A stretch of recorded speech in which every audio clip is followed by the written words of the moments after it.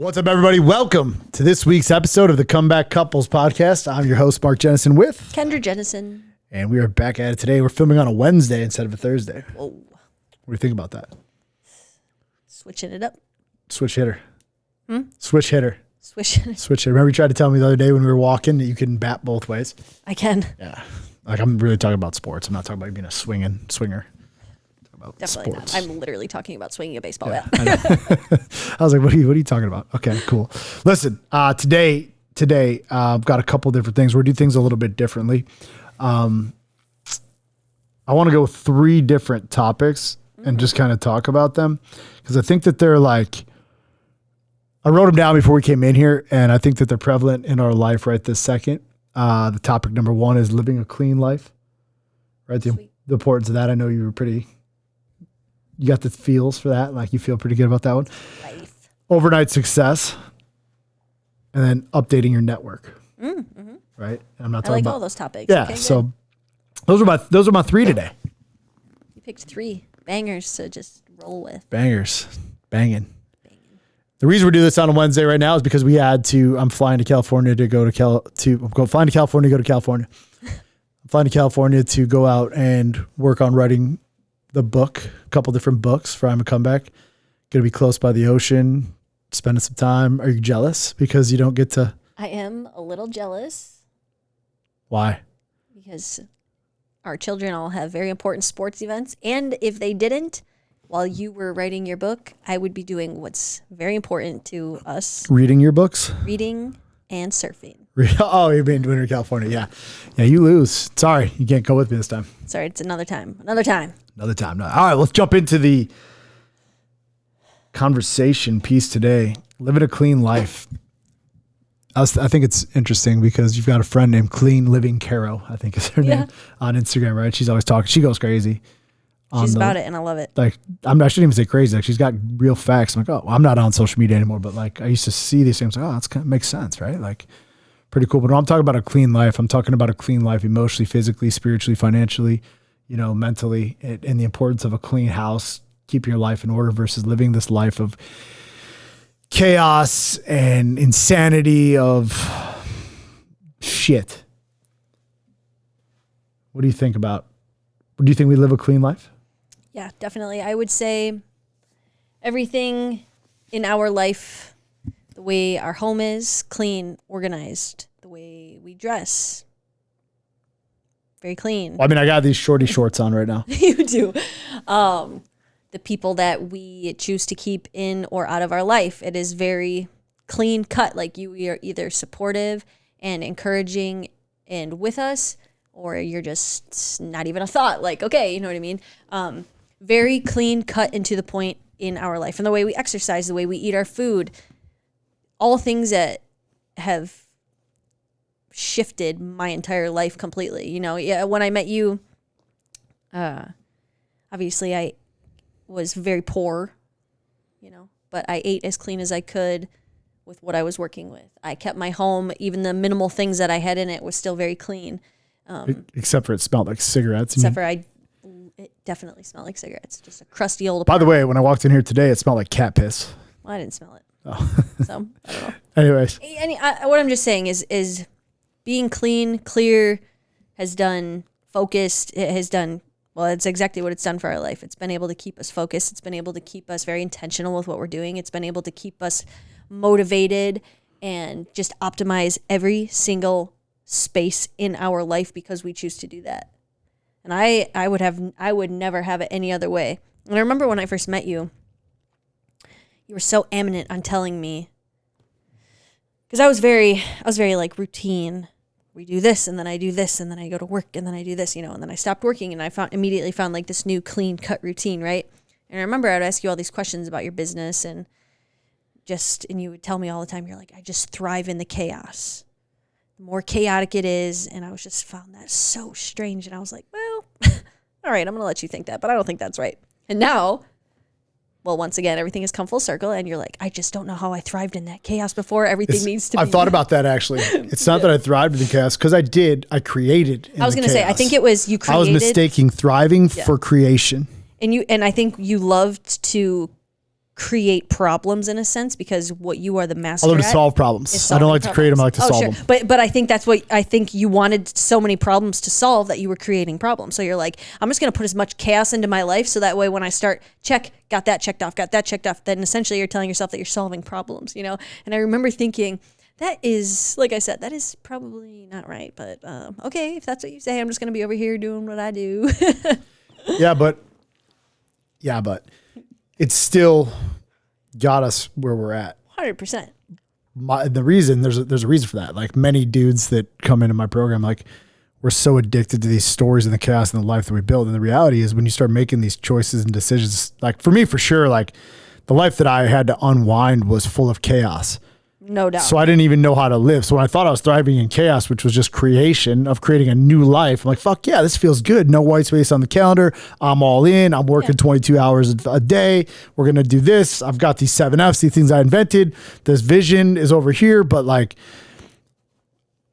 I often when I look back at it now, my life, I lived a clean life, right? I didn't lie. Don't cheat, don't drink, didn't eat like shit. I mean, I do like the cookies, but like, you know what I'm saying? Like it was just a very, very, very, very clean life. But the reality that I see for myself was that I like to be backed into a corner. You thrive under pressure. It's not the pressure, it's the fight. Because deep down inside, there's this anger that I have that's just like. Sure. But now let's talk about, so you obviously had. I don't like, to be clear, I don't like that anymore. No. That's what I was going to say. So let's talk about how before you created these pressures, or you would like thrive under this anger and you would love to be back yourself into a corner. Yes, it helped get us to where we're at. And obviously you're forever thankful for that. But did it really slow us down? But what I was going to say is now let's talk about the complete 180 you've done.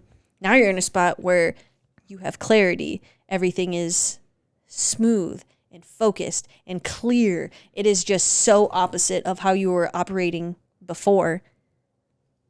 And tell them what's that is like instead. Yeah, so I actually just did a call before we did this podcast. Then I went and got a haircut with my alliance group, which is the guys that don't drink anymore. And we were talking, my topic was enamored with growth. Once I quit drinking, right? I never switched anything about myself. Very obsessive. I just switched everything of the like, I think the obsession is a good thing. I'm still obsessed right now. I'm obsessed with clarity now. Yeah. Like I'm obsessed with creating more clarity, more focus, more freedom. I mean, just like that letter I wrote you today. But when I look back at what it was at that time, right, I was so enamored with the growth because my identity is my identity. I went all in on this life to create. I no longer wanted to be a fucking piece of shit. I no longer wanted to be a cheater. I no longer wanted to be a bad dad. I no longer wanted to be just a garbage human being. Sure. So all I knew was wide open. Yep. And then I just switched it into this other thing. And when you're creating a wide open life into all these different areas, you create a bunch of chaos. And the chaos is actually creating the life, and you're like forging through. But since we're not talking about that, we're talking about living a clean life, man. It hasn't been it's been 77 days right now.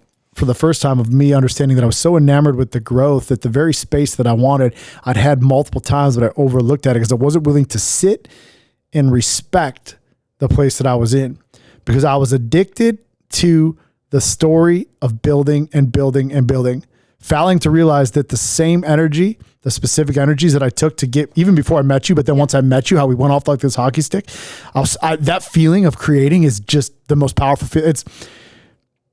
Other than like having sex with you now, it's the most empowering thing in my life. Yep. And I wanted to feel it every day. Like a shot of fucking whiskey or the way that I used to feel, right? Like the way that it would hit me, I would feel that way. And what would happen for me is I would just completely disrespect the space of the place that I wanted to be in. Mm-hmm. I'm like, yeah, cool. I got this, but fuck it. I'm not going to spend any time here. And then now I've realized I've climbed multiple rungs of success quickly. I don't know if I could be more successful or not had I figured this out earlier. I really don't know. Never know. But I know that it's right where I'm at. But now I'm at the place now where the power this clean life, and when I use the word clean, is also clear, right? CLEER. This is a nice place for me to talk about the drink that we're coming out with here at the end of summer. But no, the space that I have right here is actually more welcoming, freeing, and more desireful than any other feeling I've ever had. Yep. But I didn't allow myself to actually live this clean, clear life. So you talk about some of the decisions that I make now, right? I've implemented some new rules for myself. If it's anything over $20,000, I don't make a decision within 48 hours. Yeah, which was a huge thing for you before. You were so decisive and took so much action that sometimes that would bite you in the butt. You'd spend like hundreds of thousands of dollars on just being so decisive and instead of contemplating and thinking things through. Just because, like I said, you have, I don't want to say wasted, because I guess you've learned a lesson through it, but I'm just like, God damn, we could have saved a little bit of money here. In the lesson in that, right? 20,000, because sometimes there's just things that happen with the flow of the business, right? That's not a big number at the size we're at right now, but that's a big enough number to make me, okay, I need to think about that, right? Mm-hmm. I need to think about this. So that allows me the place. And I found that like in this place that I'm operating from, this clear life where I'm now accepting the life that has been presented in front of me, mm-hmm.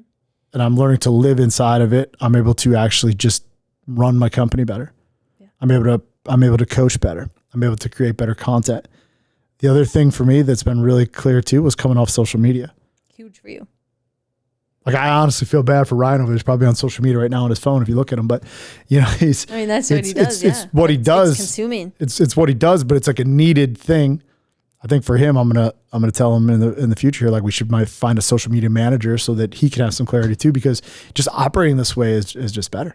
So much better. I don't have a fucking clue what anything. I don't know if there's anything going on. If we get bombed, that is the best thing that you've ever done, because you have in the past allowed yourself to be so consumed by things like, like that doomsday.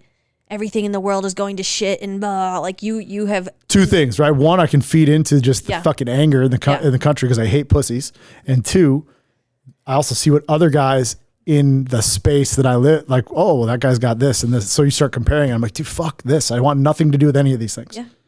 And so you just do what you did, and actually been something that you've wanted to do for a while. And you just literally were like, screw it, I'm doing it. And you've had so much clarity. It's awesome. For me, like, I love it for you. Back to a clear life. And I know you're still on social media, right? So like, mm-hmm. Cool. But you were not like, it didn't consume you the way it consumed me. Mine is literally consumed with workouts and books. Yeah. And surfing. But what I find for it in there is that like I'm able to actually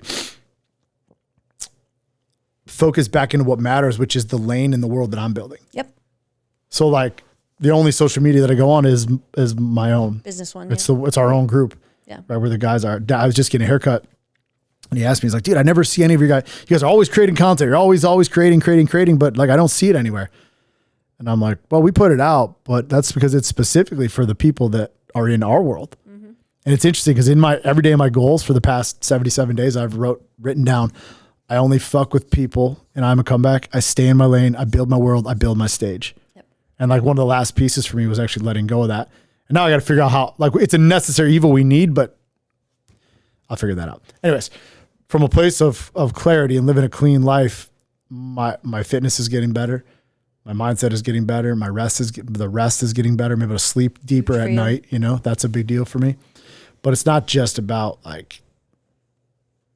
food or the clean. It's about creating like a choice to live life, the good life. But I don't know that it's a good life for everybody else. Well, I guess that's the thing, is the way that we choose to live our life has nothing to do with anybody else. And just like somebody else's life really has nothing to do with our life. And so people just got to do what they got to do. Yeah. I just preach what's going on for me, and hopefully somebody can take it from me. So the next thing I want to talk about on top of all that is overnight success. Must be nice. Must be nice.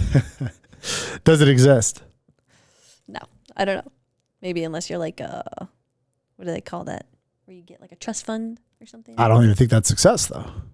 Yeah, I guess you shall define success, right? What does that mean to you? Well, let's just talk again about our life. Yeah. So 18, 19, 20, 21, 22, 23, 6 years together. barely had little over $100,000 in the bank account when I met you, but that was like all I had. Plus I was still paying off debt. So we'll define from a financial standpoint of where we're at. And now people are starting to look at us a little bit differently, right? As we're growing. I don't know. I know it because I see it and I feel it and hear things, right? Just the way that they treat us is a little bit different. And I did hear a must be nice the other day. But I had what some would call like minimal success, right? When I first met you. Mm-hmm. But for me, this road that I've been on has been my whole life. Sure. It doesn't feel like success, but primarily what does it look like to be on a journey from not just financial, but just from building something that I wrote in a notebook. Mm-hmm. I want to share like, cause you know where this came from. Like all these ideas and these creations and this vision and these things that we do and all this shit that we sit in comes out of my head. Yes, it does. What has that journey been like? It's been exhilarating and confusing sometimes and awesome. Those are the first words that come to my head. Well, let's leave awesome on the table because that's vague.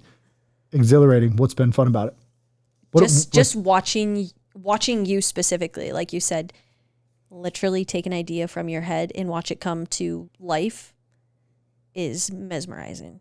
Which has been one of the coolest things I've watched you do just through grinding and chipping away and going back to the playbook. And it has been awesome to witness and watch that. Overwhelming. Is that was it the next one I said? You didn't say overwhelming. Confusing, yeah.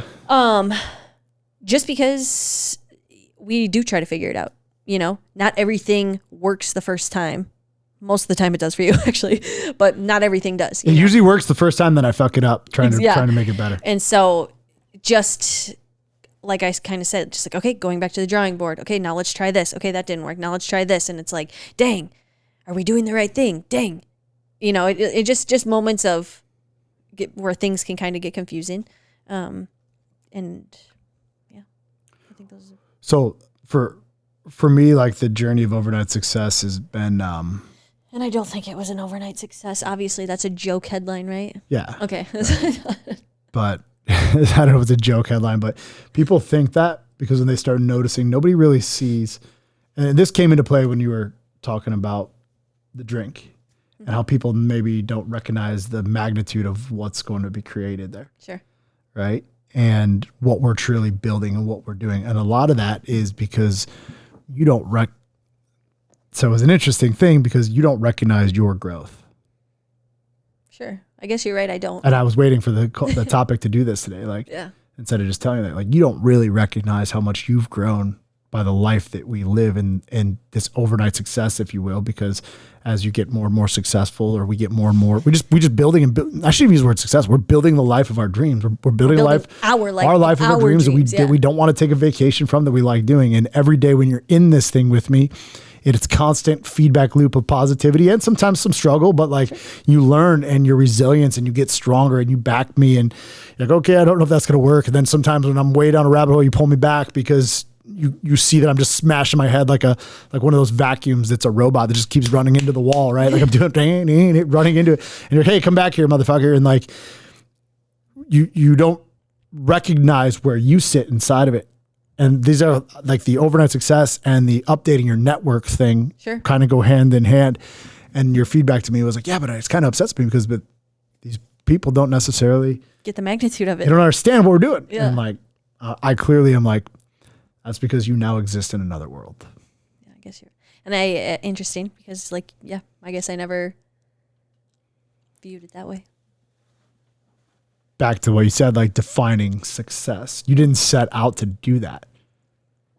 It just happened when you started living a clear life, a clean life, around positive people. Positivity. Focus. I saw what was possible. I saw, and I just, clarity in a major part for us is staying in our lane. We focus on our family. We focus on our fitness. We focus on our business. And if it doesn't fit in one of those categories, you and I are very probably peculiar to a lot of people because we don't give a fuck about it. Like if it doesn't fit in those categories, we don't care. Mm-hmm. Not to say that we don't care about them or whatever, but we are just so in our lane. And I do believe because we stay focused and we don't allow ourselves to get distracted with unnecessary things, unnecessary parties, unnecessary, just anything unnecessary that we deem unnecessary because it doesn't fit where we're going and what we're doing. We are just so solid when it comes to that, right? And so I think it is interesting enough for people to be like, oh, now all of a sudden they see the success. Never mind all the things that we've sacrificed. Never mind, like, you were the one getting out there distracted. You were the one who wasn't staying in your lane, and so it's so easy sometimes for people to be like, oh, must be nice, overnight success. They don't see the grind. They don't see the countless hours. They don't see us saying, you know what, we're going to skip out on that. Or, you know what I mean? I think it's just so easy for people to look. It's kind of like the fitness body, overweight people are people who aren't as healthy, or maybe people who are just jealous in a sense. Maybe that's not the best word, envious, jealous, whatever. See a really fit human. They don't know the countless hours, the countless dieting, the countless reps, the countless consistency that went into building that body. All they see is discipline to eat. All they say is, they have a nice body. Must be nice. Like, nice. You have genetics, you have whatever. It's like, bro, can't win. You know what I mean? But definite clarity. I guess it all ties it in together, right? Us having the clarity. That's why I chose those 3 topics. Clean, clear life, right? Knowing exactly where we're going and not deriving from our lane. We know what's important to us. We know exactly where we're going. We don't care what that looks like to anyone else because it excites us. It's what we want. And so we go for it, And it's most important for me to protect that moving forward. And right? I think a clear life creates the success we want, not overnight, but long term. Yeah. People are starting to notice it now. It's the sacrifice, the discipline, the failure. Charlie, our accountant, talking to him yesterday, and he's like, I've seen you go up, down, left, right, circle, all over the place, but I know one thing you didn't do is you never fucking quit. Right? Here's a guy who's been able to see me, behind the curtains of all the money and all this. Like, dude, you never quit. Mm-hmm. I seen you in tears. I seen you smiling. I know it all, and you never fucking quit. Now, why I want to talk about the importance of the network as we tie this kind of call together, right? Updating the network is because it's lonely living a clean life. Yep. Right? Sure. On a quest for success that only matches your dreams, your goals that you're going all in on. Yeah. Specifically when you live in a place where there's not a ton of self-development around. The people where we live are not in this place of just growth every day, and finding people in your network that you can actually relate with. Yeah. I think that makes an excellent point. Kind of like I was saying before, it's very, very easy to get distracted and to allow yourself to get away from what you're focused on. And, I'm really just proud of us, I guess. Like I said, we missed out, but did we? Right? I say we missed out. We allow ourselves to just stay in our lane. We don't and to say, actually, let's not even talk about that. Let's talk about how before, where we did feel like we were missing out on things, and how we did go and we went out and we networked, and only to come to find out, like, dang, we're not missing out on anything, Mark. Like, we thought we were because of, everybody else on social media is doing big things. They're hanging out with all the who's who of people on the internet world. We were in that. We lived it. Only to find out, hey, listen, this is actually more of a distraction. This is not helping us whatsoever. We met great people. You know what Garrett called it yesterday? What? The hand job syndicate. Everybody's just like, he's like, I'm not even fucking invited to the hand job syndicate, and neither are you. And I don't. This is completely off topic, but we were talking about it. I'm like, dude, because I'm fully claiming the responsibility and the role of the alcohol guy, right? And I know there's a lot of people out right now that just fucking don't like that. This uprising of pussies that want to, poor Ryan has to read it on social media, but like this uprising of fucking pussies that don't like me doing that. But I'm talking about, I'm like, this networking and these things that we did and try to put ourselves around successful people. And he goes, you know why that you didn't fit in? I'm like, well, because I'm the alcohol guy. Right? Yeah. In my mind, that's the story I'm telling myself. We told ourselves, we're like, maybe nobody wants to be associated with the alcohol guy because they can drink and they can have fun. And he goes, no, it's because you have nothing to hide. Dang. And I never thought about that either. you make You are a wide open book, and you make everyone else feel so insecure about them cheating on their wives, them getting hammered. You'll them talk about your failure. Deals. You don't hold back your tongue. You fucking represent. He's like, Mark, what's the first thing you teach inside of your program? SFL. Yeah. Stop fucking lying. Yep. And because you truly live by that, sometimes to the point where it's you're too out there, right? Yeah. But oh, it's a great point. I guess I never really in depthly thought about it. I just was like, you know what? People are scared of you. He told me. We tried. We went out there. We thought we were missing out on this big old world. And we're like, yeah, you know what? This is what people do. They hang out with other like-minded people who are big business investors. And I was like, we should do that. We got to do that. And you're like, yeah, you know what? Let's try it. This is something we haven't done. So we went out and we did it twice. 2 things we went to. And we would sit back at the end of our hotel bed at night and we'd be like, you know what? This is just not us. This is not who we are. And then we'd be like, is it really helping us get to where we want to go? No. And I said, we said, no. It's not us. It's not who we want to be. It just felt so fake and forced, you know? And then we came back to who we were. We said, screw all that. We're not going to do any of that. We tried it, been there, done that kind of deal, right? You know, like if that's for those people, great. It's not for us. Yeah. We went back to exactly what does it for us. Our family, our fitness, and our business. And now look at us. Clear, super focused, thriving. Family, fitness, business, and experiences. Experiences, right? Like experiencing life together. And for me, in this place of clarity that I'm operating from finally in my life, like every day I just did a call earlier on this too as well about like, I'm building these kids the childhood that I wish I could have had. These kids have the best. Which is why I'm so passionate and get frustrated with Phoenix's mom and biological mom and the girl's biological dad. Yeah. Why I can't stand that my fucking skin crawls. Yep. Because I built this for them. We built this for them. But honestly, my blood, sweat, tears. You did, for sure. Fucking built this thing and I give them through there. And now I'm getting a chance to finally feel like I fit into my own life. Mm-hmm. Like I finally fit in a place where like, this is mine and I still got to share. And when I look at sharing, I look at fucking like I'm losing, which creates anger and hatred. Yep. But anyways, I'll go into a good place. My point is that like these kids in this place where I've got so much clarity, I'm just living vicariously through their sports. Sometimes I get sad. This is another off topic. Sometimes I get sad because I'm like, damn, I didn't get that. Yeah. I wonder what it would be like to have a dad like me that tucks in your stuffed animals. Yeah. Yeah. I mean, Jay doesn't sleep with stuffed animals. Phoenix and Bailey do. Yep. I tuck both of their stuffed animals in. Yep. Every night. So cute. You know? Yeah, I just had a moment there where it just like makes me tear up a little bit because like now at 43 almost I get to finally experience life. And you are. Yeah. There's other things that come out of it. Like when you're like I'm learning how to be good with it because, you know, then my mind's like, well, something bad's going to happen. Sure. Right. But it's not only because I'm going to stay focused on the good. So we said a lot on this call today. It is a lot, but you know, I think it's a great message for people to hear to. It's kind of all over the place. Get extremely clear once again on what's most important to you in your life. Don't allow yourself to get distracted by the flashy and amazing shiny objects out there because it is a distraction. Yeah. You know. And most simple thing we were saying, and like do it because you want to do it. Do it because you want to do it. And it's a great point. What's important to you and I is not important to you know Tom and Sally, right? They might have totally different things that are important to them.